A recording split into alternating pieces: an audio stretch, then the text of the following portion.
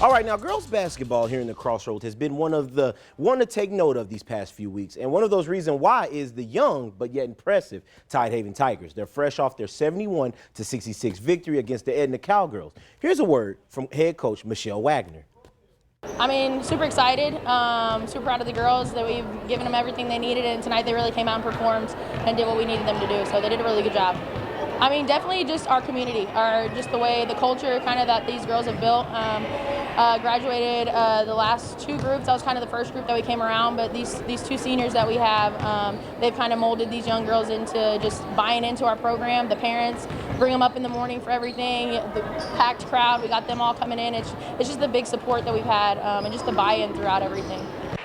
All right, and the Crossroads matchup continued last night in Matagorda County. Shortly after the girls, the boys took the court. This time it was Edna to prove that they were the better team on the boys' side. Here's Edna football favorite Braylon Harris picking the pocket for a steal and getting down court and creating just enough space between him and the defender for an easy layup.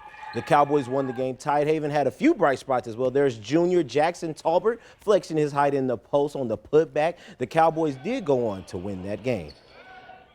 And the Texas Amateur Athletic Federation is kicking off their winter games this weekend here in Victoria. This morning was the beginning of their wheelchair basketball tournament. This morning saw the team of New Orleans take on San Antonio, and the reigning champions, the Texas Outlaws, beat the Austin Racers, going 3-0. San Antonio Parasport went 2-1, and there will be 2 sets of 4 games tomorrow at Victoria East High School, with the winners being crowned as well. Here's a word from event coordinator David Crook. 6 games total. Right now we have our first game, well, 2 sets of 2 games. So each court will have 2 more games for a round robin. And then tomorrow we'll do a bracket. So first place versus 4th, second versus 3rd. And then that will determine, we'll go for seeding for championship and third place. So for tomorrow, it's free to the public. If anyone wants to come by, come out and watch. It's pretty physical. You'll see some people get knocked down and whatnot, so.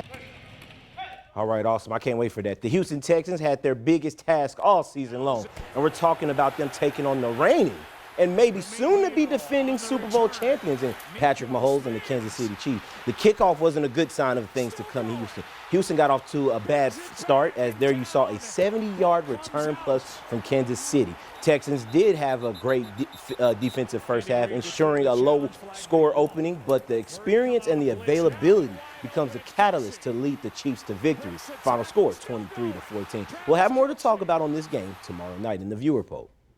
And the Houston Rockets are in action tonight. The tip-off was at 9 p.m. And this W seems guaranteed. They are taking on a rebuilding Portland Trailblazers. Here's the current score right now. They are at halftime, and they are up by 1. So the next game should be easy pickings for the Rockets. Their next game will be against the Detroit Pistons on Monday. And that does it for your sports.